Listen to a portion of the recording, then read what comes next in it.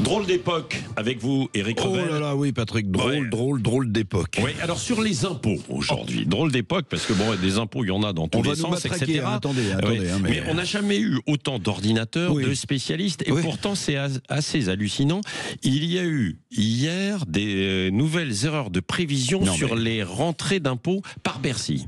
Mais c'est absolument incroyable, c'est hallucinant et je dirais même c'est inacceptable au moment où on veut encore mettre des impôts sur la tête des Français. Parce que pour la 3e année consécutive, écoutez bien, Bercy se trompe sur les prévisions de rentrée de TVA. Le fameux impôt indirect. Là où on s'attendait à une augmentation de 5% de la TVA, des rentrées fiscales, eh ben écoutez bien, Patrick, il y aurait un trou de 5 milliards d'euros par rapport aux prévisions. Et Éric Coquerel, le président LFI de la Commission des Finances, dit que le problème est bien plus grave, qu'il y aurait même potentiellement un trou de 10 milliards d'euros dans les caisses de l'État. Donc une nouvelle fois, il y a une erreur de prévision. Je vous rappelle quand même qu'en 2024, vous vous souvenez, 2024, au moment où Bruno Le Maire est ministre des Finances, il avait dû dire qu'il y avait un trou par rapport aux prévisions de 40 milliards d'euros. Donc bis repetita, nouveau trou, nouvelle erreur de prévision. Pourtant, il y a 15 000 prévisionnistes en France. 15 000 avec leurs ordinateurs, avec leur intelligence artificielle. Il y en a à Bercy, il y en a à la Banque de France, il y en a à l'INSEE. C'est bizarre. Que font-ils pour se planter dans les grandes largeurs? Allez, il faut réformer. J'ose dire, il faut leur demander des comptes. Bon, mais cette erreur à 10 milliards, est-ce qu'elle va avoir un impact aussi sur le budget qui est en discussion là? Forcément, parce que si vous manque, in fine, 10 milliards de recettes, il faut bien les combler, sinon notre déficit public sera encore plus important que ce que l'on dit. Je rappelle que la TVA rapporte environ 200 milliards d'euros au pays chaque année. C'est la première ressource fiscale du pays qui est redistribuée à l'État et aussi à la sécurité sociale. Parce que la Sécu, elle est en grande difficulté, comme je le dis souvent. Donc évidemment, cette erreur de prévision va avoir un impact sur notre déficit budgétaire. Patrick, c'est plus drôle d'époque, c'est...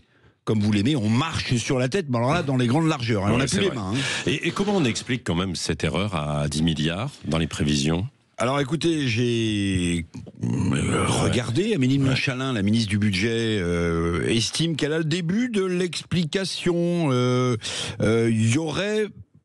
Comme on achète beaucoup, vous le savez, en ce moment, sur les plateformes chinoises, Chine, Temu, en fait, il y aurait un décalage entre la valeur du produit qu'on achète et la valeur réelle. Mais en plus, si vous consommez en achetant des produits à l'extérieur, ça veut dire que vous consommez pas pour les mêmes produits en France. Donc, il y a un manque à gagner sur la TVA des produits français. Et puis... autre problème, et ça c'est plus profond, c'est que les Français, pour ceux qu'ils peuvent, je le rappelle, ils préfèrent en ce moment épargner, vu l'incertitude totale dans laquelle est ce pays, ils préfèrent épargner que consommer. Si vous consommez moins, il y a aussi moins de rentrées de TVA. CQFD, est-ce qu'on va un jour arrêter dans ce pays de se gourer sur les prévisions de rentrée fiscale? Merci, je pose la question. Éric Revel, drôle d'époque, vous y revenez tout à l'heure à 8h30. Calmez-vous Éric, tout va bien se passer. Tout de même, même si c'est quand même compliqué. À 8h, tout à l'heure, et on en parlera aussi, à 8h30, c'est la taxe foncière là, qui va augmenter pour 7,5 millions de logements. Les gens qui ne sont pas au courant, il va y avoir des augmentations. On va tout vous dire tout à l'heure dans le journal de 8h. Et puis à 8h15, bien évidemment, nous serons en direct du Congrès des maires avec Jean-François Aquili. Jean-François, vous êtes déjà sur place sur le stand des buralistes et vous allez recevoir le grand patron des maires de France, en quelque sorte. Bonjour Jean-François.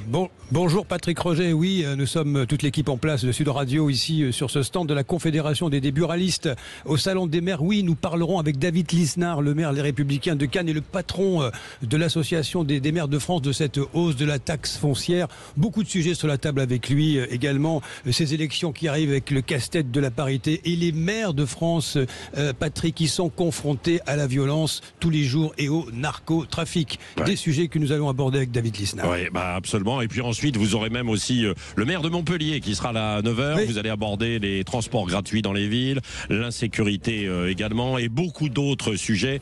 Et les auditeurs pourront dialoguer avec vous. À tout à l'heure, Jean-François, un petit café. À tout à l'heure. Les maires vont bien vous offrir ça avec les buralistes tout de même. C'est fait, vous inquiétez pas.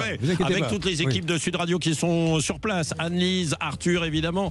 Bon, allez, dans un instant, nous, on va voir dans le studio, ils vont débarquer les municipaux. Ah oui, les chevaliers du matin, les municipaux qui vont nous parler de cette activité aussi, évidemment, sur le terrain. Vous allez voir ça.